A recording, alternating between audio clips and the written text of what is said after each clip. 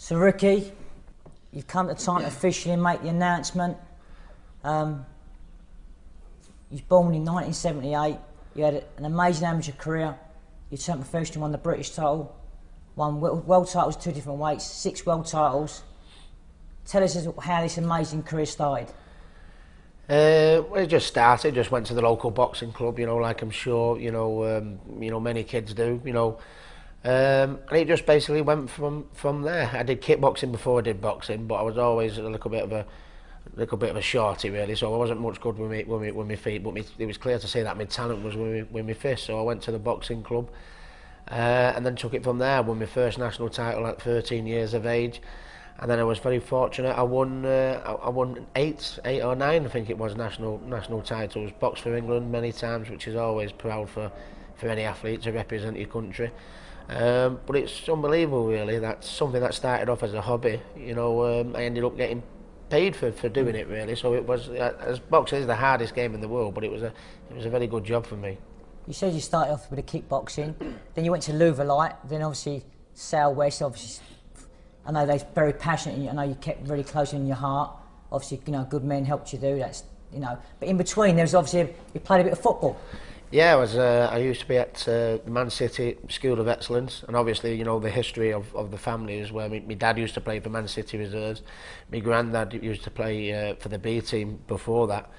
And then you'd thought, when I went to join the City School of Excellence, you thought I would follow in the footsteps, because no one in the family had ever done boxing, so it was a bit of a puzzle of where the boxing had actually come from. But I think it was kind of, I did the football for a little bit, and then I did a bit of the boxing. But as an amateur, I couldn't get many fights. Nobody would want to fight me, when I was a schoolboy. So I was up and down the country at that many boxing shows, weighing in at all these shows to give myself as much opportunity to fight. And my attendance went down at the football. So in many ways, that made my mind up in the end. But it turned out to be a pretty good decision.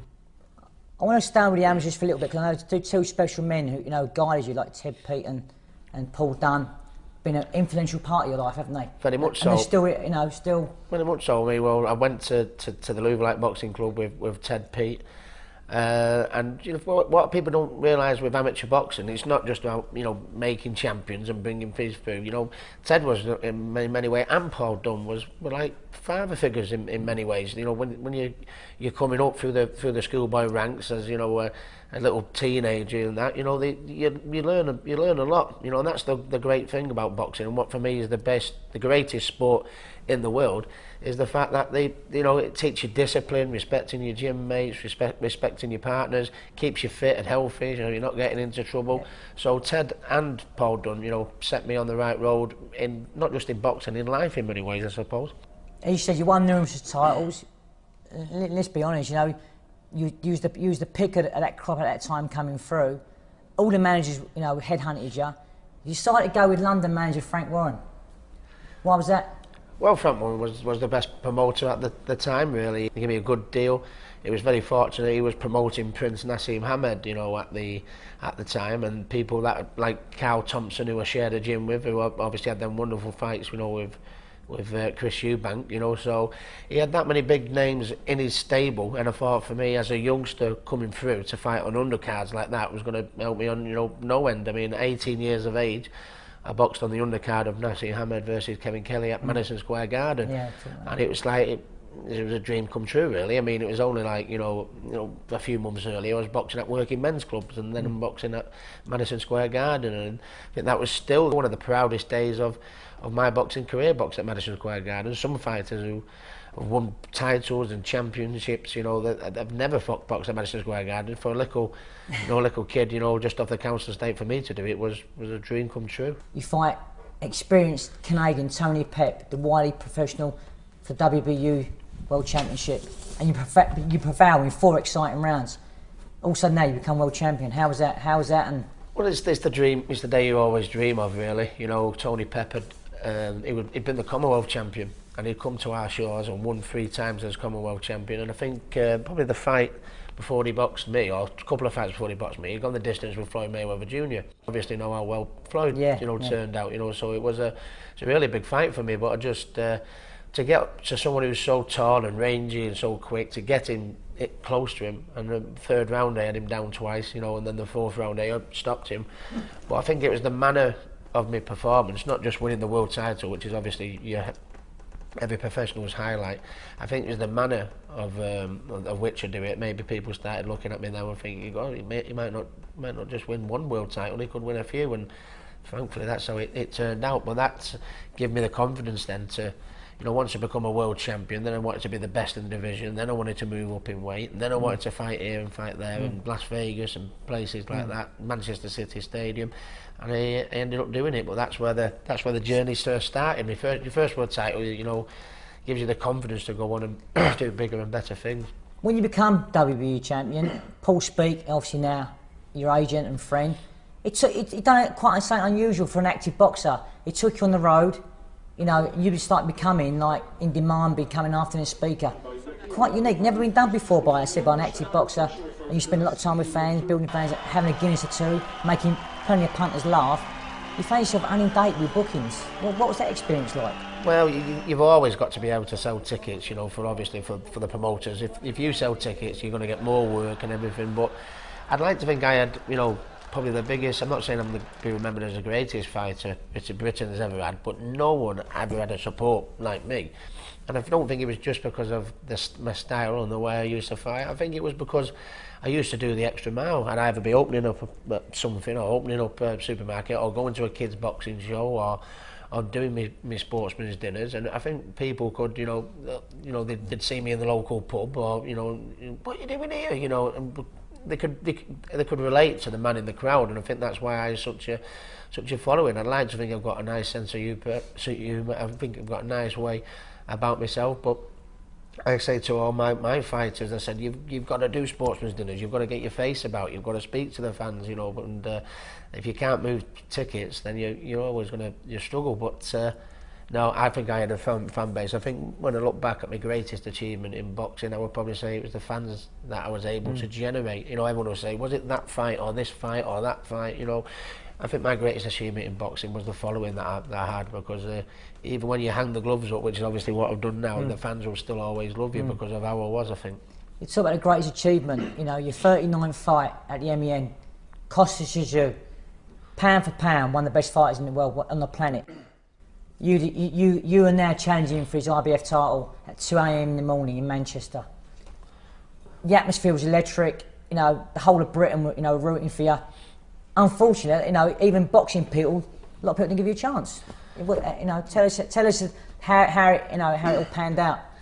Well, no one really gave me a chance, no, because I mean, he was such a formidable fighter, such a formidable puncher, and I think a lot of people thought because I was so aggressive, you know, that I was going to walk onto that big murderous right hand. And I beat Mike Stewart, I became the #1 contender, and Frank Warren, I went to watch Man City versus Arsenal at Highbury at the time.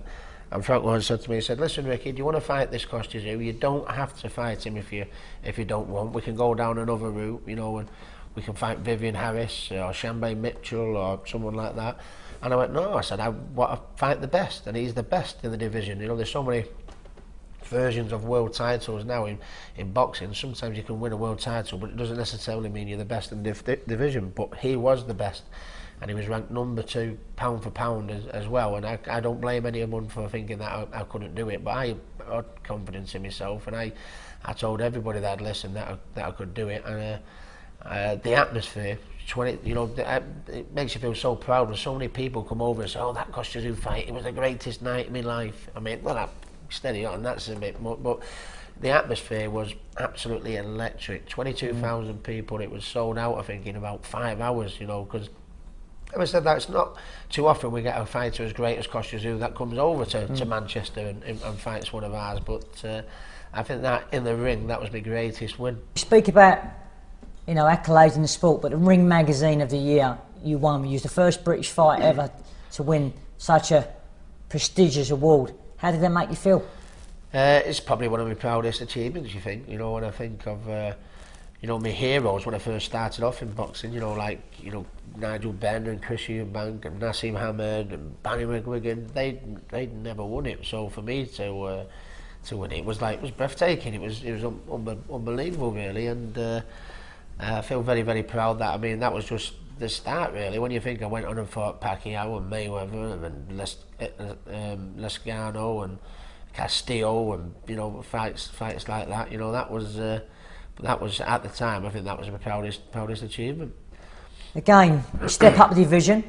A certain Floyd Money Mayweather attracts you back to Vegas. The show's it's called Undefeated because you both have got no blemishes on your record. Again, amazing support. Over 35,000 hit Las Vegas. And obviously, he said only an arena that holds like just over 20,000. A lot of the supporters have got to watch your big night in hotel. This shows how much you meant to people. The Brits took over, 7,000 people took over the MGN, and they were singing "There's Only One Ricky Hatton." How did that make you feel standing in front of that lot? Well, the wave was incredible. Yeah. I mean, even Oscar De La Hoya said to me, he said, for the atmosphere that the fans generated for that particular fight, he said, it's not even been like that at any of my fights. And for Oscar De La Hoya to say that to you, it was absolutely sensational. But I mean, I'd proved that I was the best in the division. I'd become a two-weight world champion, and as I said earlier, you've got to keep setting yourself goals and targets. And I think the only important thing for me to try and better what I had already done is try and become the #1 pound-for-pound fighter in the world, which is obviously what Mayweather was. But the welterweight division wasn't really my division.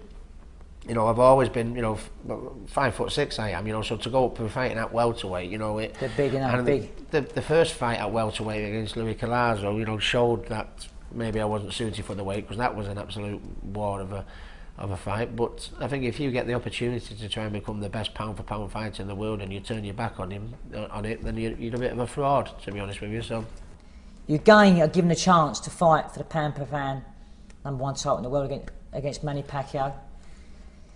I know you won't say this, I know you won't make excuses, but honestly, people around you, people close to you said training camp was a disaster that time, because all of a sudden Floyd didn't do what he did first time round. He turned up late for training. I know you don't want to say it, but what is the truth? A lot of people want to know, what is the truth that happened in training camp that time? Well, it worked for the Malignaggi fight. That was my best performance, I think, since the Kostya Tszyu fight. And I ended up training. I think we trained about, it was 5 weeks or 6 weeks with Floyd Mayweather for that fight. So we could get the timing perfect. But for the Manny Pacquiao fight, I did an extra 3 weeks. I did 8 weeks with Floyd, and I think the extra weeks that I did just killed me. I was sparring well, and giving me my sparring partners a bit of a tonking, but then come 2 weeks before the fight, they were giving me a bit of a tonking. These were like super featherweights and that, and I thought, oh no, I've blew it. They say it's like, it's the truest word they say in boxing. They say, you overtrained yourself. It's the most common word in boxing, but it's the truest word. I had overtrained myself. I mean, I was like 3 weeks away from I was like 2 weeks away from the fight, and I was just 10 stone free. You know what I mean? It's like unheard of. But Floyd is a good trainer. We had a good win with Malignaggi and that, but I just can't help but feel that Floyd trained me into the ground. Right. And I think by the time I got in there against Manny Pacquiao, I was just a shell of my former self. And let's have it right. I mean, Floyd Mayweather is with every single fight Floyd Mayweather and Manny Pacquiao are looking like modern day greats. They're looking better and better all the time. But it's just a bit of a sore point for me, is because I feel that in the Mayweather fight, because of the referee, I don't think I was given a fair crack of the whip. And I think by the time I got my second chance to fight for the pound-for-pound title, all the strength had been taken out of me. So I thought, I got my 2 defeats, things could have been better. And like I keep saying, it'd have been hard enough anyway, beating someone like Mayweather and Pacquiao. But I think for my 2 greatest moments, it was hard for me to deal with, because I felt I didn't have a fair crack of the whip there either times. Chance you maybe trying to cut these young fighters yourself and give them your knowledge, a young fighter, having Ricky Hatton's knowledge. I think I'd like to be a trainer, because I mean I have the Hatton promotions, and I have great staff that work for me, and and put a lot of hard work in. And I think where we've come from as a promotional company in this short space of time, in 2 years, I think is not only a credit to me, it's a credit for the people who work for me. I don't think there's any chance now for me for making a comeback. It was a very, very hard decision to make, and I think, you know, because I knew after the Pacquiao fight that would probably be it. That's why it was so hard for me to come to terms with. You know, so and I ended up letting myself down. But I'm back on the straight now and again. You know, I'm bringing the fighters through, bringing the champions through. But I think the reason why I wanted to announce it officially is because you know, every time somebody in the light welterweight division fights, such as, you know, Amir Khan or Maidana or something like that, they always link my name with it, you know, and I don't want to lead my fans up the garden path, you know, and say, well, I don't know. I've known for some time it was over. I used to go in the gym and do several weeks training, and where I always used to love climbing that mountain, you know, and getting in shape and getting fit and doing all the training camp and that. But after that Pacquiao fight, that just unfortunately disappeared. You know, every time the alarm was going in the morning, it was too easy to press the snooze button, you know, and every time it was like, you know, get on your diet and leave that, you stay away from that chippy, you know. I couldn't do it, you know, which was upsetting for me, because I thought I knew it had gone, and I didn't want to admit it, and in the end I landed myself in a lot of, you know, trouble, you know, through doing it. And I think half the trouble was I was hanging on to something that wasn't there. So I think now is the time to come to officially announce it. And the thank yous is for people, for me, is my amateur trainers, my professional trainers, you know, my family, you know, for being behind me through the good times, the bad. Jennifer, who's my rock, you know. I get a bit upset now, to be honest with you, but and the fans. You know, the fans for the support in front of me all over the world. I mean, them, you know, we went to Las Vegas, I think them Americans must have thought, oh my God, you know, they took over our country here a little bit, you know. But no, I mean, when I look back, you know, I say, you know, is there anything more you wanted to do? Is there anything more you wanted to achieve? I think, yeah, I think I've achieved and ticked all my boxes and done all the goals that I wanted to do. I didn't get to that number 1 pound for pound spot, you know. I think I probably could have, you know, retired undefeated, but, you know, I challenged the best, you know, and I think the fans will always respect me for that. So it's just, I've just had a great career. I've got a wonderful family behind me, you know, I've had great trainers behind me, good friends, you know, to keep me on the straight and narrow, because, you know, it's not been hard for me to just, you know, fall off, you know, the straight and narrow, because I'm 100%, man. You know, whatever to do, I always give it 100%, and that's why people love me. And I suppose that's why it landed me in a little bit of trouble over. But I like to think, you know, when they say, "What about Ricky Hatton?" I like to think that they'd always get an honest answer from me. I like to think I've always been respectful to opponents and to people. And I can't say any more than that. It's been one hell of a ride, and I've loved every minute of it.